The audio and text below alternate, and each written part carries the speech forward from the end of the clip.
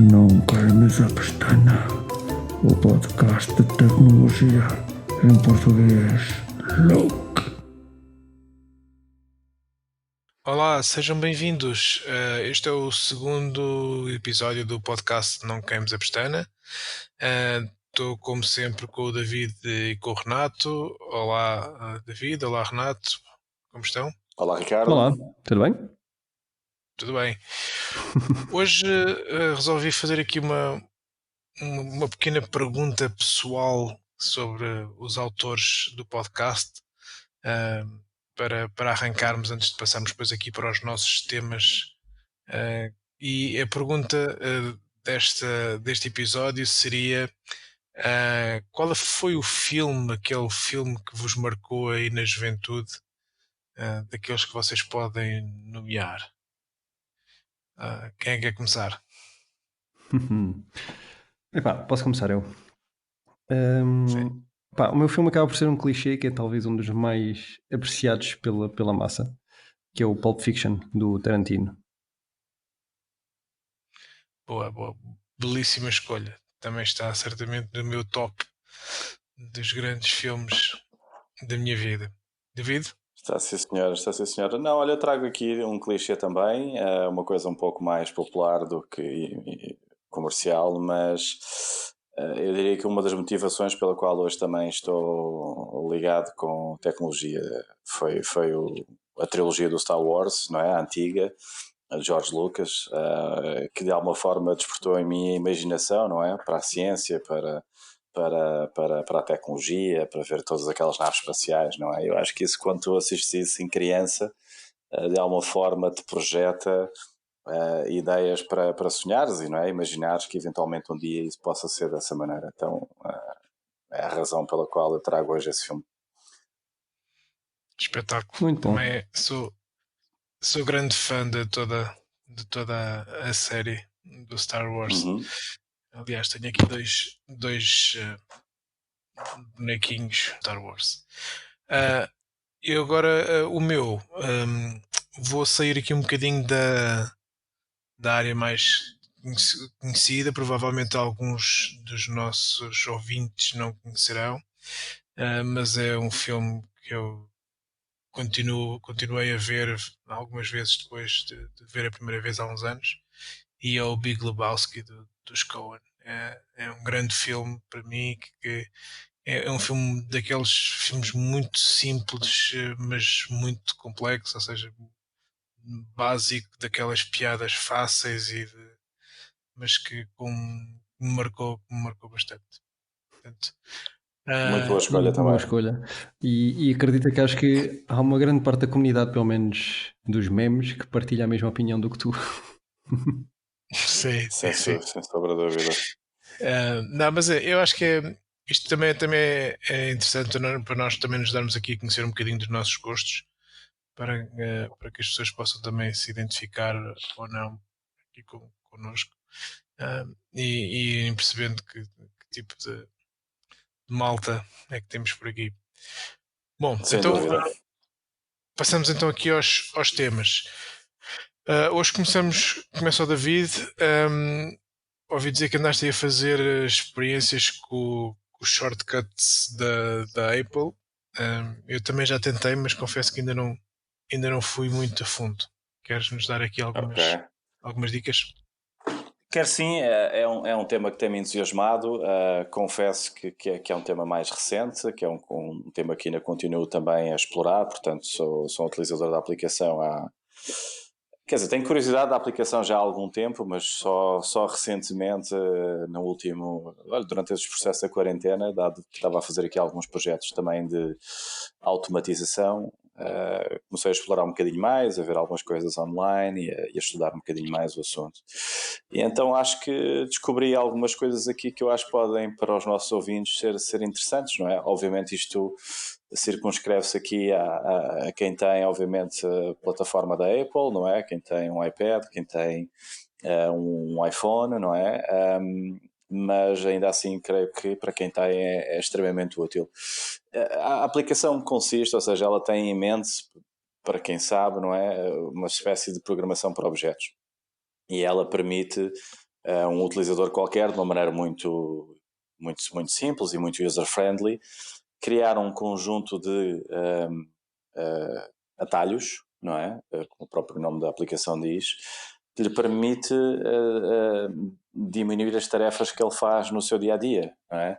Então, desde o e-mail, desde a mensagem, desde a automatização de mensagens, desde a criação de coisas muito mais complexas, permite que os utilizadores possam realmente reduzir aquelas tarefas que fazem diariamente. Eu, por exemplo, aqui em casa, alguma das automações que criei tem a ver com uma coisa que eu gosto, não é? Que é de manhã poder ter um resumo do dia, não é? De entender o meu calendário, de entender o tempo e também, como eu tenho o ecossistema da Apple, tenho laptop, tenho Apple TV, tenho iPad, tenho iPhone, permite-me criar uma automatização que, além disso, me liga automaticamente as notícias da Reuters na Apple TV, que é um aplicativo que eu tenho instalado, e automaticamente eu vejo durante 15 minutos o resumo do dia das últimas notícias.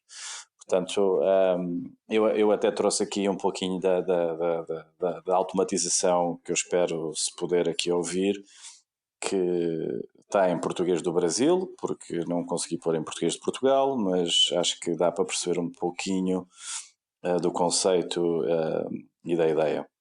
Então, estou só aqui à procura do shortcut, vou passar, ver se houve um bocadinho.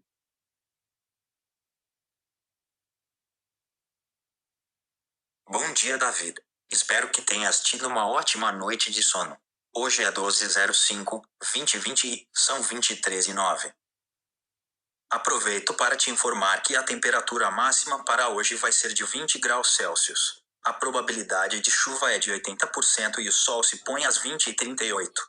E agora as últimas notícias. Pronto, isto é simples, ou seja, é um processo que naturalmente as pessoas fazem, não é? Obviamente ela depois continua aqui, faz o ligar da Apple TV automaticamente, porque pode-se enviar esses comandos, não é? Remotamente para lá, e automaticamente faz o comando ainda da abertura também do aplicativo dentro da Apple TV e dá o play. Portanto, permite fazer estas pequenas automatizações. E daqui vai, sei lá, para quem tem o iWatch, por exemplo, entender quantos quilómetros faz por semana a andar e saber qual é o seu último peso, como automatizar o envio de mensagens para familiares, com base em algumas variáveis. É um aplicativo que tem realmente uma grande potencialidade e é um aplicativo que permite explorar a criatividade das pessoas e permite ligar vários serviços. Então, ele não trabalha só nativamente com as aplicações da Apple e com os produtos da Apple, permite, obviamente, também a utilização de aplicações externas que sejam compatíveis, naturalmente, com os atalhos e os shortcuts do Apple, mas daqui pode sair coisas absolutamente incríveis. Tenho aqui também mais algumas automatizações, nomeadamente, por exemplo, coisas que faço com alguma regularidade, não é? No final do dia, quando já estou para ir para a cama, tem sempre a parte das luzes, tem parte da televisão, tem a parte da Apple TV e tipicamente qualquer que é o processo da pessoa, não é? Carrega no botão para desligar a TV, carrega no outro botão para desligar a Apple TV, carrega no interruptor da luz para desligar a luz. Pronto. E eu apenas com um clique, não é? Por intermédio de um aplicativo criado, consigo fazer tudo isso sem ter que passar por todo esse processo. Então, eu acho que este tipo de informações podem ser úteis para que os nossos ouvintes pensem e estimulem a criatividade no sentido de simplificar o seu dia-a-dia, a sua vida.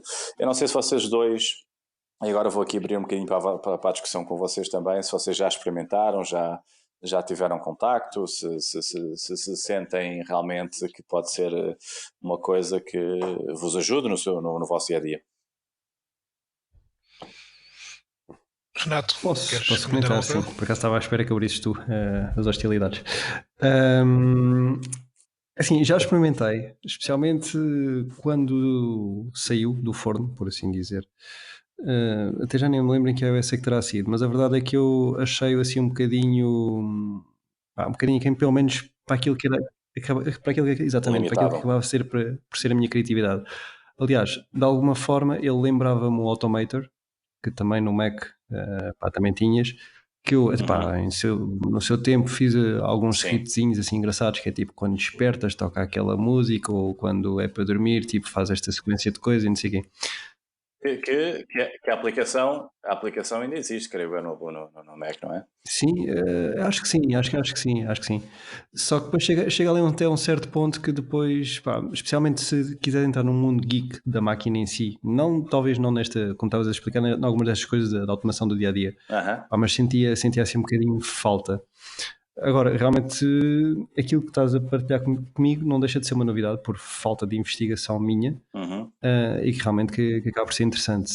Eu sei que, por exemplo, eu tinha, porque agora não tenho, sensível para o ar-condicionado. E, por exemplo, os sensíveis não funcionam com o HomeKit. Pois não. Pá, e às vezes apetecia-me ter, por exemplo, uma ativação por voz para ligar o ar-condicionado, para aquecer um bocadinho a sala, o que fosse.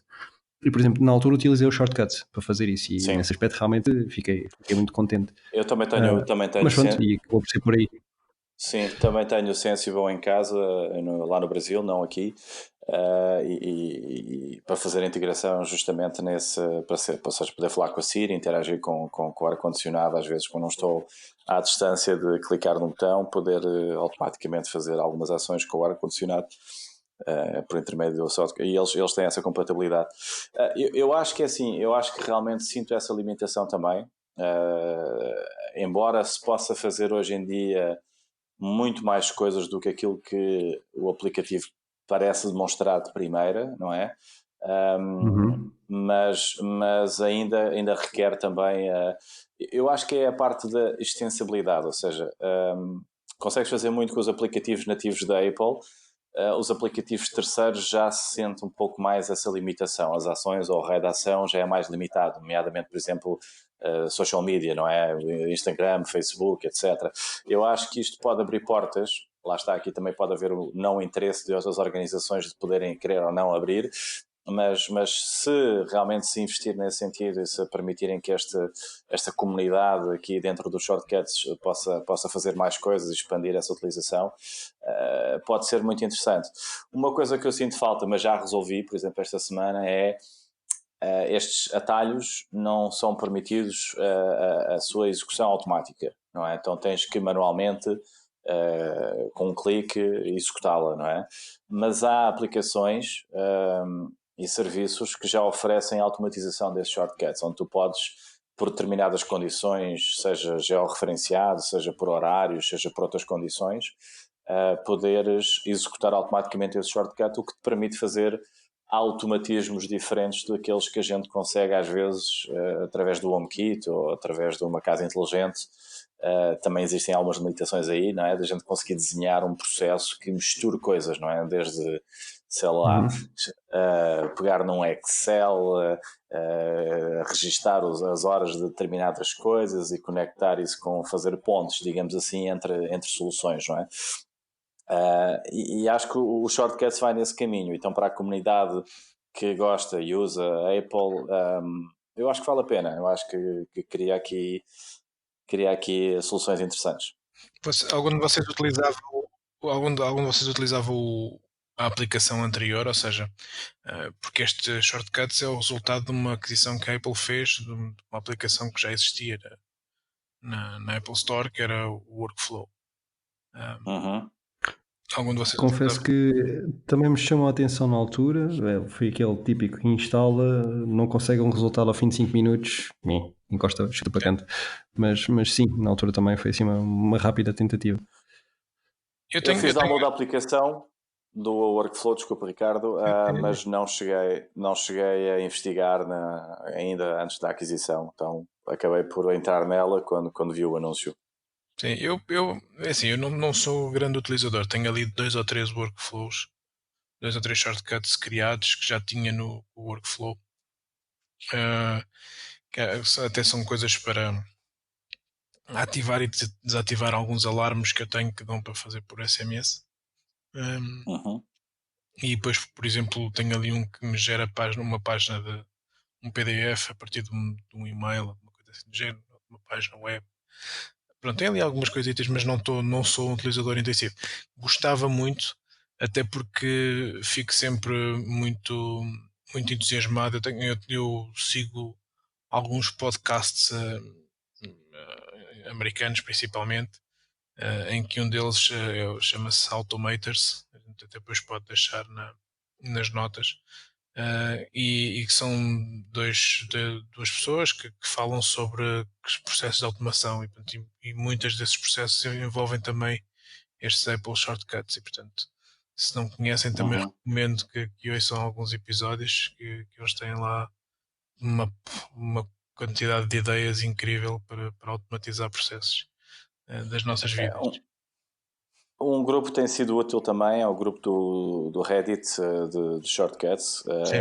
Lá eu acabo por investigar bastante das receitas, digamos assim, que outros utilizadores fazem para conseguir tirar conceitos ou até ideias para aplicar nas que eu tenho estado a fazer. E realmente é a criatividade, e foi talvez, respondendo há bocadinho ao que o Renato estava a dizer, foi no grupo que eu entendi a potencialidade do que é que as pessoas estão a fazer, não é? Eu, por exemplo, tenho aqui uma outra shortcut que é bastante simples, mas é relacionada com os aniversários. Tenho pena de que não tenha, por exemplo, conexão com o LinkedIn, podia-me ser muito útil do ponto de vista profissional, poder mandar uma mensagem, uma nota a um contacto, a um cliente, não é?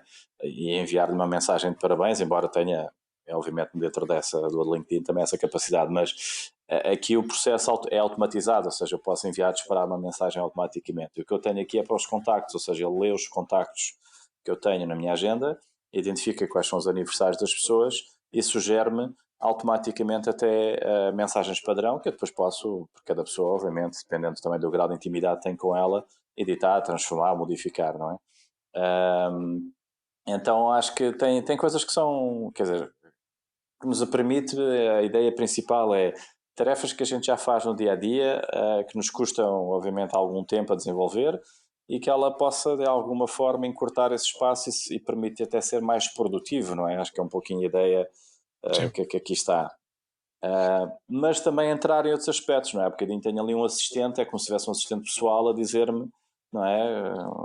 Quase a ideia daquela da pessoa que tem uma assistente, não é? Um CEO que tem uma assistente que está a ler o dia, a tua agenda e dizer-te, informar-te sobre as coisas, com características depois também de tu entenderes, não é? Como é que está o mundo, como é que estão as notícias, como é que está o dia. E pronto, eu acho as coisas que são realmente agregam valor no dia a dia das nossas vidas, digamos assim. Acho que sim. Excelente tema, David.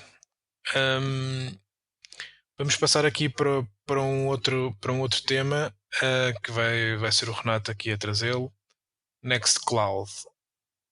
Conta-nos lá aí o que é que tu tens na nuvem. Ok.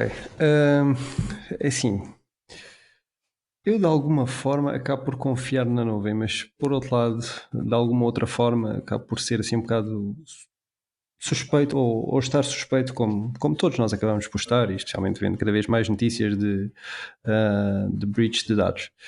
A verdade é que, nem que seja também pelo desafio técnico, eu sempre me agradou mais a ideia de ter algo um bocadinho mais controlado por mim, do que simplesmente estar a depender de terceiros, que obviamente traz os seus riscos, porque, por exemplo, se utilizarmos um Dropbox ou se estivermos a utilizar, sei lá, um Google Cloud ou o que for, temos a salvaguarda de que, em princípio, eles têm pelo menos uma equipa um bocadinho maior, montarão assim qualquer coisa e os dados, tirando a parte, lá está, da desconfiança de alguém poder atacar, pelo menos na sua lógica de backups, nada deveria lhes acontecer.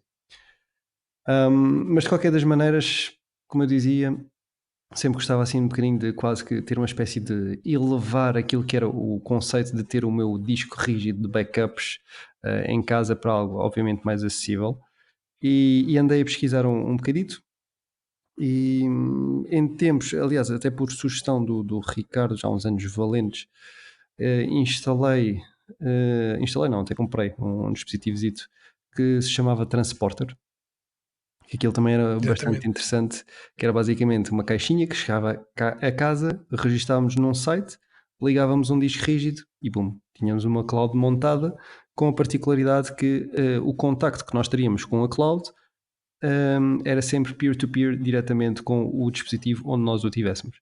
E aquilo até era engraçado, porque eles conseguiam, tipo, se nós tivéssemos vários dispositivos, eles entre si começavam a replicar-se e pronto, e ficámos ali com uma espécie de alta disponibilidade dos nossos dados, que era bastante interessante. No entanto, esses senhores foram comprados, acabaram por, logicamente, dedicar-se mais a uma camada de venda enterprise, e isto como era um produto de consumo, e para mais ainda com este tema de uma lógica mais de subscrição de licenciamento, que é aquilo que as empresas acabam por estar a seguir nos dias de hoje, e não de uma compra one shot. O projeto, chamemos-lhe assim, acabou por morrer e pronto, eu vi-me assim um bocadinho entalado quando o meu dispositivo deixou de funcionar. Então voltei assim um Isso bocadinho foi a carga. comprado pela Drobo, não foi? Exatamente, sim. E realmente na altura decidi voltar assim um bocadinho à carga e acabei por ainda entrar, estamos a falar numa altura em que a Apple deixava instalar o macOS Server e aquilo ainda dava para meter um servidor de mail, servidor de contactos, etc. Que eles entretanto agora acabaram por matar também isso.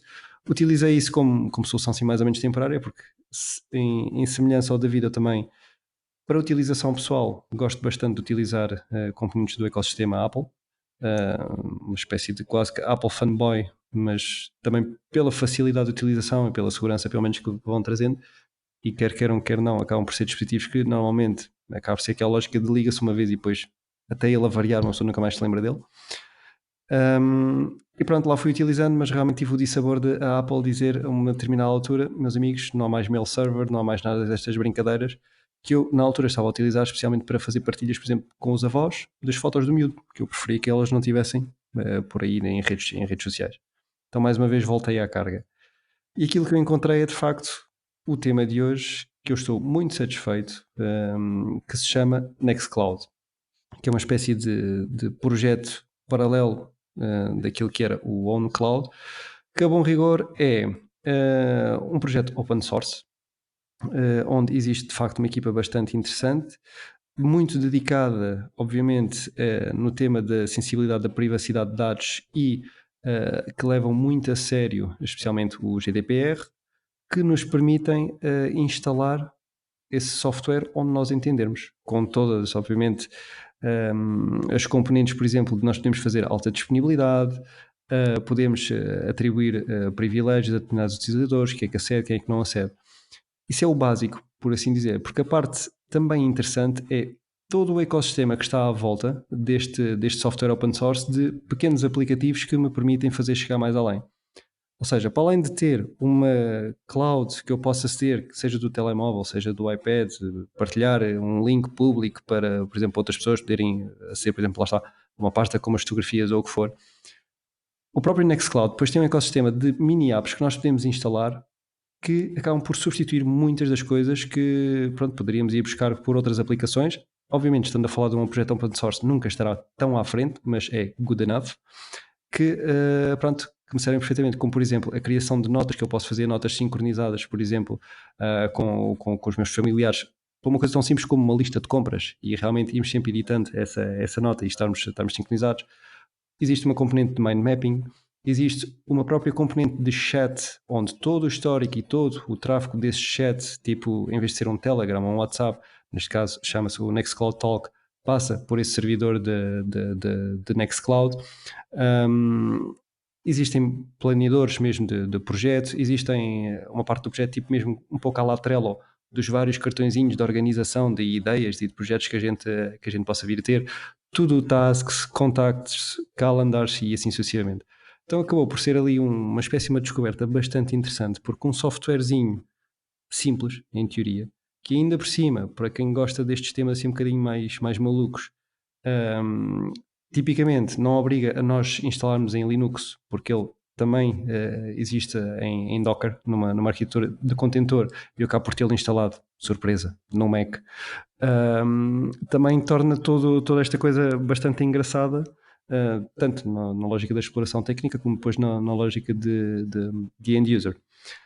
E pronto, e nesse aspecto aqui abre então o debate, que não tanto na lógica de ser o Nextcloud ou o que for, mas numa lógica de realmente de até que ponto vocês acabam por confiar de facto nessas soluções de terceiros ou não sentem às vezes a necessidade de algo assim um bocadinho mais controlado um bocadinho mais debaixo do vosso chapéu. David, queres comentar?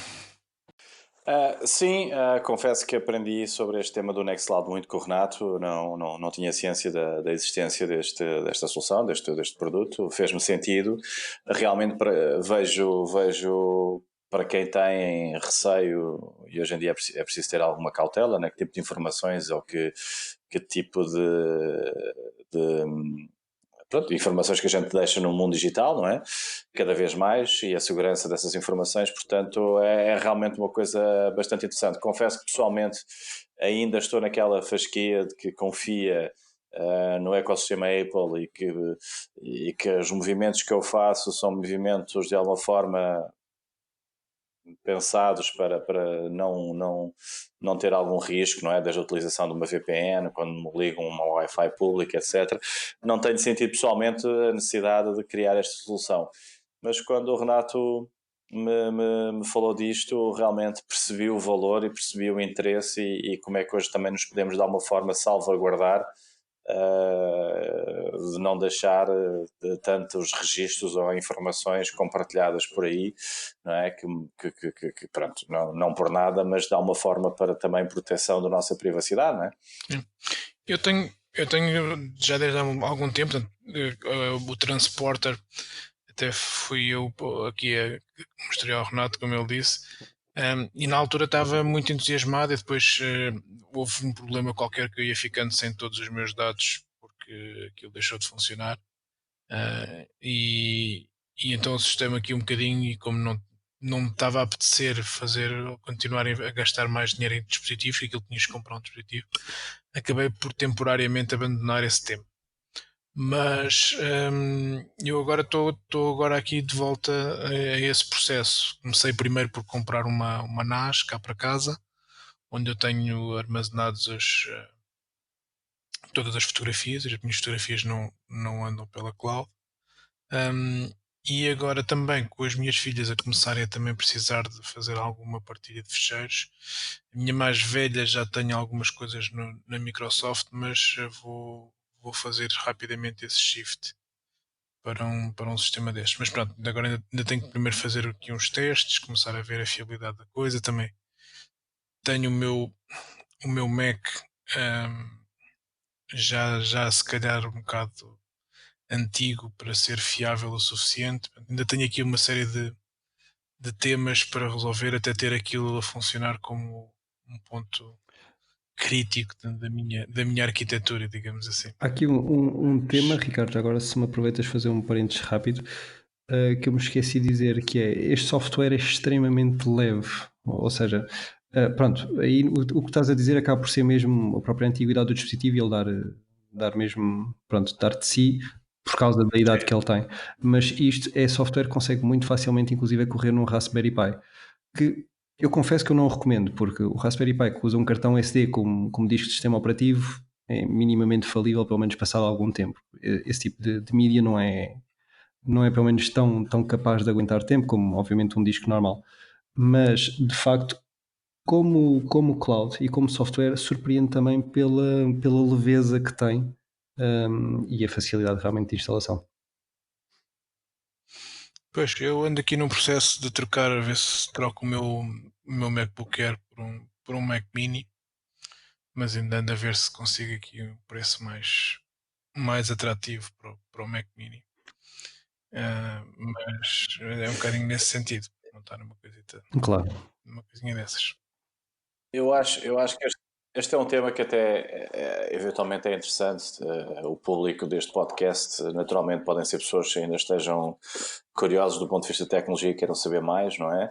Mas também pessoas que são ávidas e já são grandes utilizadores de tecnologia e realmente se preocupam. Mas acho que este era um tema que a gente também poderia eventualmente até desenvolver mais tarde, que é talvez até fazer uma ação educativa sobre isso, não é? Do ponto de vista da segurança online, não é? Hoje em dia, para quem é pai, para quem tem filhos, não é? Em fase adolescente, que é o meu caso, por exemplo, acho que é realmente importante de trazer algumas ferramentas e como estas, não é? Que permite de alguma forma proteger a família, proteger-nos e proteger os nossos, digamos assim, no mundo digital e no mundo online.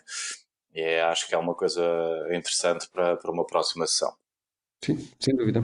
Sim, também acho que sim. Até porque há muitas ofertas e vão aparecer mais ainda neste sentido. Se não estou em erro, corrijo-me, Renato, a Nextcloud, o original era o OneCloud, não era? Sim, que continua a existir, mas de facto, entre aspas, houveram algumas zaragatas e a equipa decidiu separar e seguir em caminhos diferentes, mas sim, correto. Eu acho que há aí mais uns quantos neste sentido. Os próprios fornecedores dos NAS, por exemplo, eu se quiser, eu tenho um QNAP, eu se quisesse podia ter mais ou menos essas funcionalidades instaladas em cima do meu QNAP, só que aquilo, lá está, eu quero manter aquilo só para as fotografias, para ficar ali tudo mais ou menos tranquilo, e depois estar a pôr peso de processamento em cima aquilo também não é assim um processador nada por aí além. Achei que não ia ter assim grandes resultados. E, portanto, prefiro ter um dispositivo ao lado, montado em cima disso. Vamos ver. Eu tenho também um NAS da Synology, onde eu coloco as minhas fotografias, sobretudo as da Canon, não é, da máquina que tem digital, e eles realmente oferecem esse tipo de serviços também.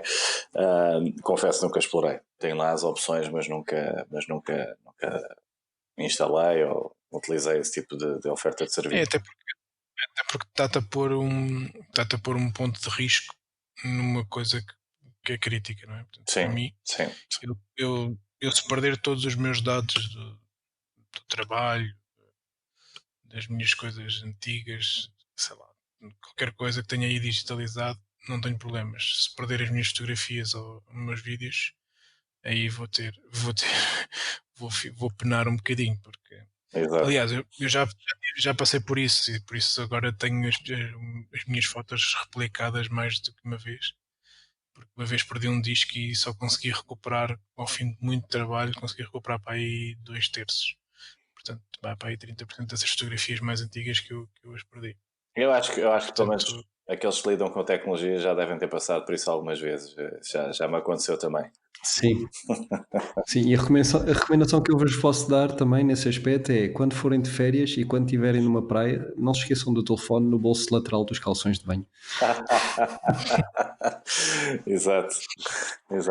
Aposto que isso ainda foi numa época em que não tinhas todos estes sincronismos com a cloud, não é? Não, de certa forma tinha, mas só como estava num país que o roaming era tramado, curiosamente ainda não tinha feito nenhum backup. É o clássico exemplo, não é? Lei de Murphy. Exato. E pronto, perdi ali umas quantas fotografias interessantes.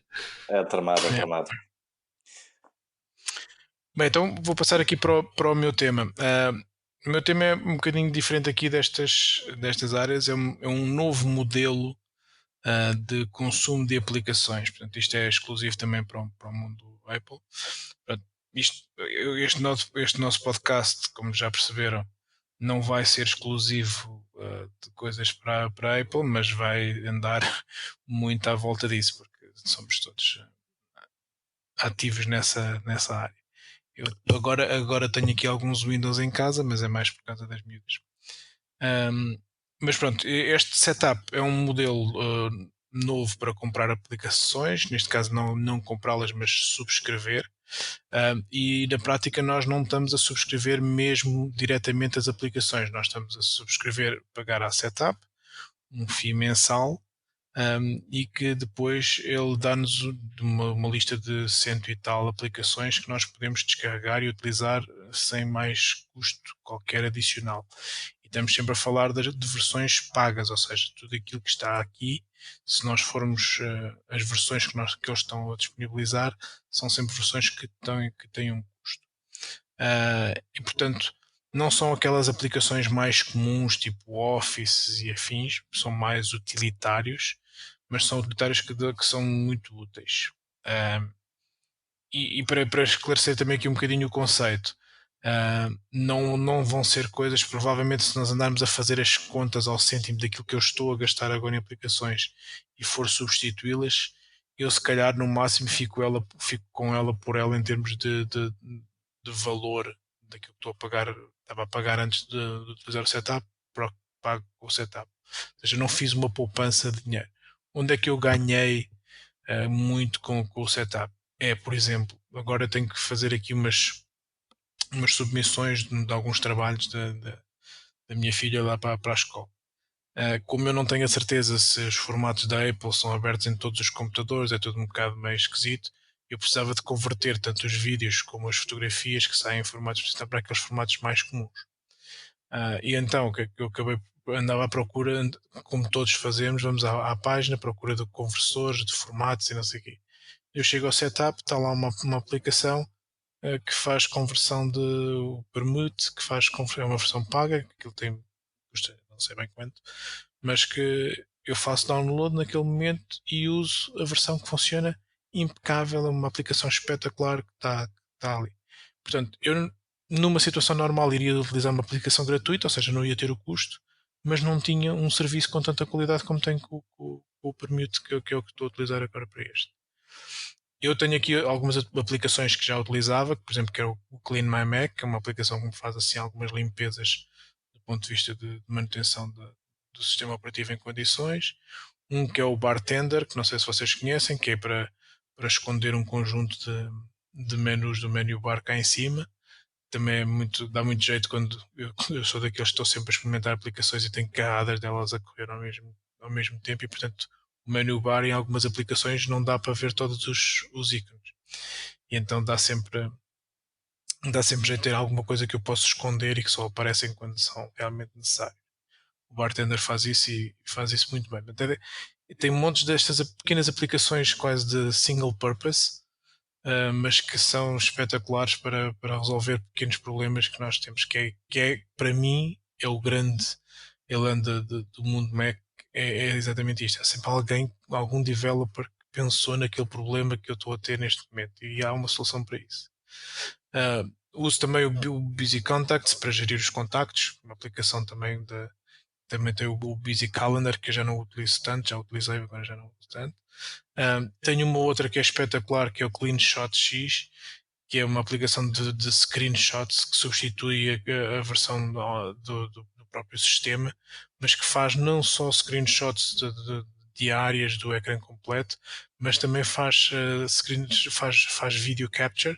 Ele faz captura também do que tu estiveres a fazer naquele momento, com timer, faz record, faz algumas ações sobre o desktop, e depois ainda dá para editar. Portanto, aquilo dá-me um jeitaço. Eu estou a fazer captura de ecrã, depois aquilo fica ali pendente para eu usar para mandar para um e-mail, para guardar num fecheiro, para fazer. É espetacular.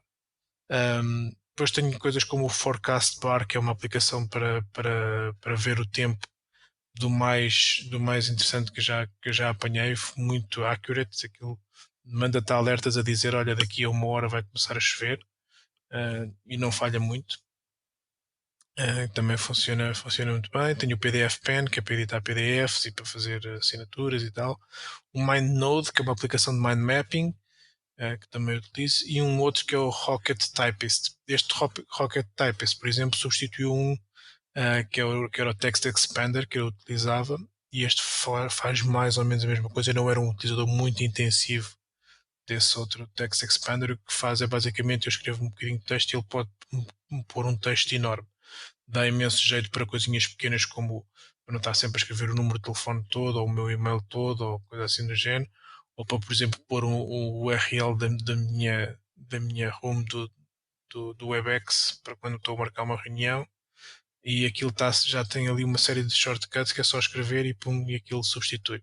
Posso pôr, por exemplo, bocados de texto que eu uso com bastante frequência para responder, sei lá, a uma pessoa do trabalho que eu tenho uma resposta mais ou menos tipificada, pode pôr logo isso tudo. Dá muito jeito para fazer esse tipo de trabalhos.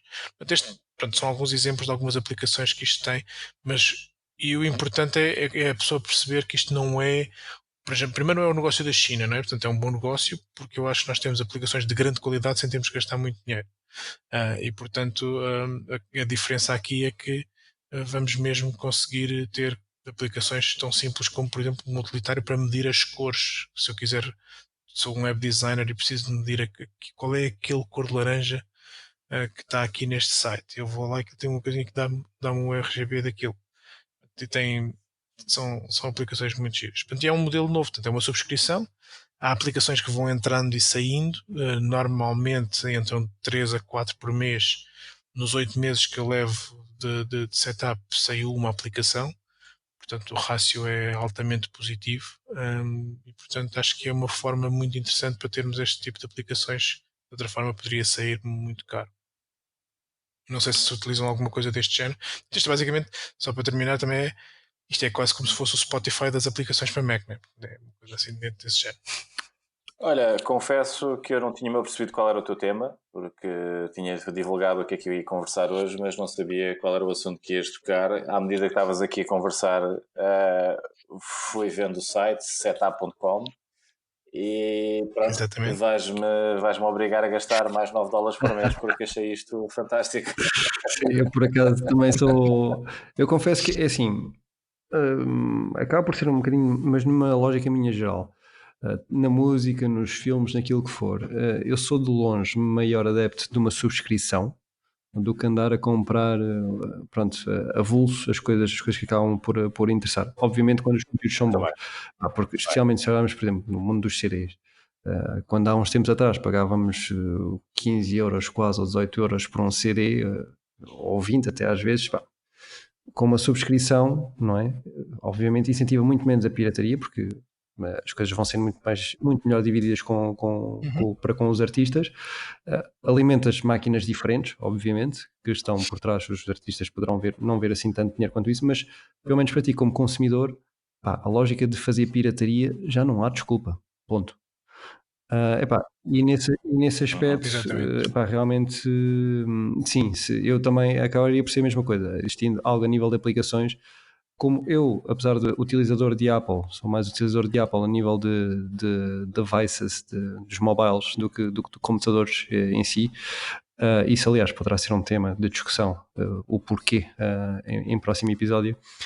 Um, a nível de Mac não senti muito essa necessidade. Dou é uma curiosidade, que eu por acaso o MindNote também sou um grande adepto e é uma aplicação que eu tenho comprado e pronto. Só por isso já fazia com que eu olhasse com alguma atenção ao.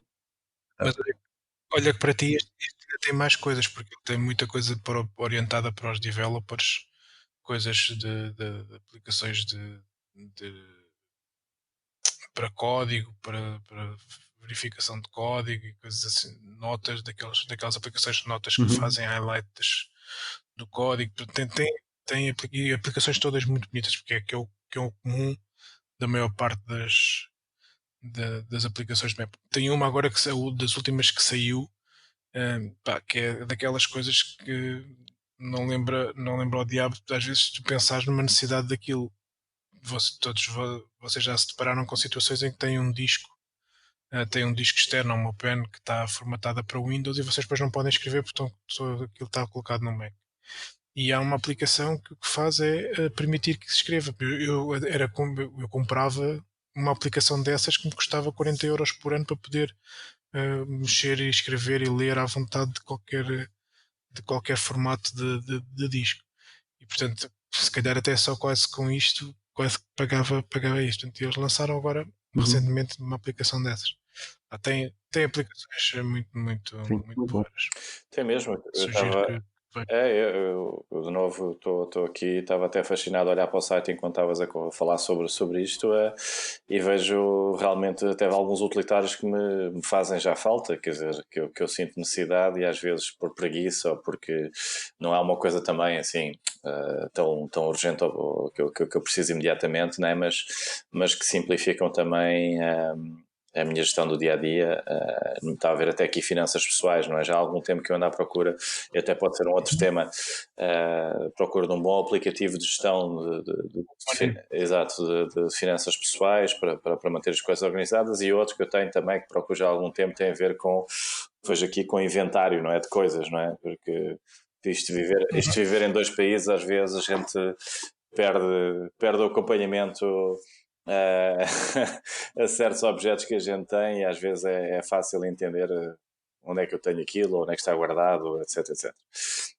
E faz-me todo sentido, faz-me todo sentido. E é como Renato diz, eu partilho muito a opinião. Acho que hoje em dia com todas estas ofertas de subscrição que têm sido a ser criadas e, quer dizer, toda aquela situação de procurar aplicativos ou aplicações de forma pirata, correndo naturalmente riscos aí também, não é? Em relação a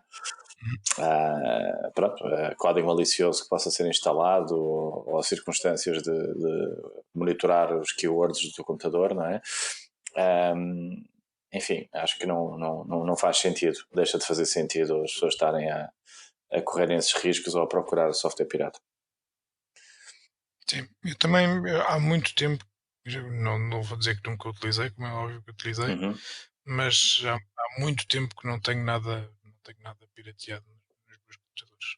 Muito tempo mesmo. Já lá vai de longa Achei data que eu fazia uma coisa dessas também. E portanto, acho que é. Porque eu acho que a partir de determinada altura os preços das aplicações começaram a ser mais razoáveis. Ah, é um bocadinho, por exemplo, as coisas da Adobe. Eu sei que o Renato Correto. também tem. Eu pago uma subscrição anual de 60 e tal euros. E tu também deves ter, Tenho mas o duas Lightroom. até. Eu pago 100 e tal euros por ano para ter o Lightroom e tenho o Photoshop, mas não uso tanto, não sou muito especialista no tema. Mas para ter o Lightroom, pá, aqui há uns tempos tu tinhas que pagar 300, 400 euros Justamente. e aquilo atualizava de 2 em 2 anos e ao fim de 2 em 2 anos tinhas que pagar outra vez o mesmo. Justamente. Não.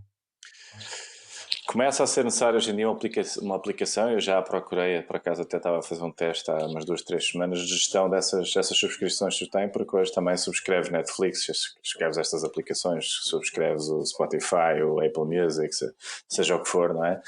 E é difícil às vezes manter um tracking, a não ser uma folha de Excel, etc. Mas uma coisa mais automatizada que até te avise, sei lá, falta alguém desenvolver e que traga também descontos e oportunidades, tal e qual como este setup, não é? Que possa te ajudar a... Há uma aplicação, há umas aplicações para iOS. Para o Mac não vi ainda, mas para o iOS já vi umas aplicações que faziam gestão de subscrição.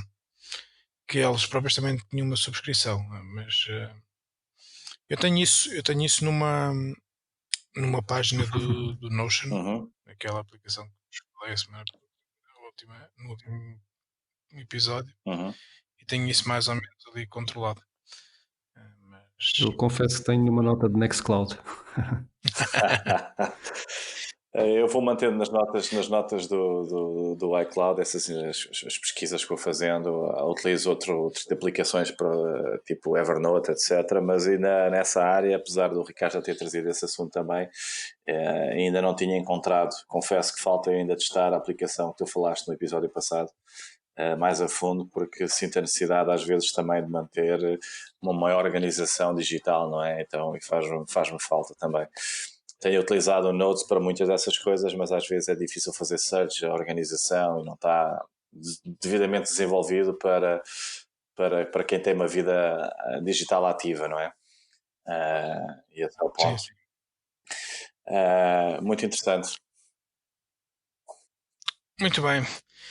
Pronto, este era o meu tema e acho que já cobrimos aqui os 3 temas que trazíamos para hoje. Nós tentámos reduzir aqui um bocadinho o tempo para baixo da hora.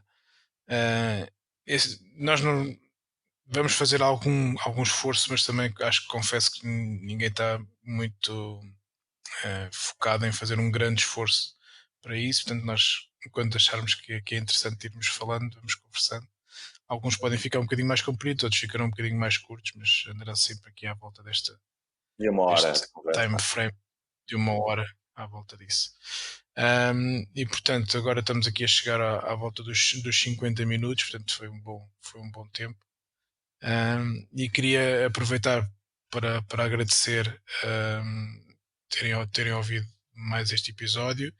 Mais uma vez pedir-vos para partilharem com os vossos amigos. Portanto, nesta fase inicial ainda vai ser mais importante para nós, para chegarmos a um público mínimo que vocês façam essas partilhas e subscreverem nos locais habituais onde podem encontrar os podcasts. Justamente, vamos fazer o broadcast aí para vários canais, não é? Tipicamente Apple, Spotify, SoundCloud, entre outros. Uhum.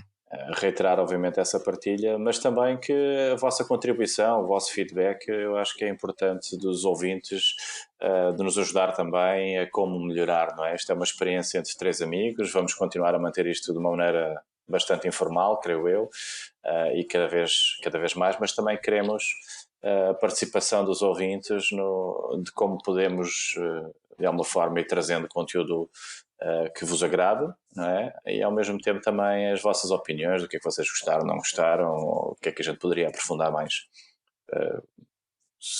Acredito que o Renato e o Ricardo compartilhem dessa visão também. Exatamente. Completamente. Muito bem. Então, muito obrigado e até ao próximo episódio. E não queimem a pestana a procurar mais Não assuntos. Este é o local onde vocês podem vir buscar as informações sobre tecnologia, de conversas bastante abertas entre amigos, na discussão animada e sempre com novidades destes 3 indivíduos curiosos de tecnologia.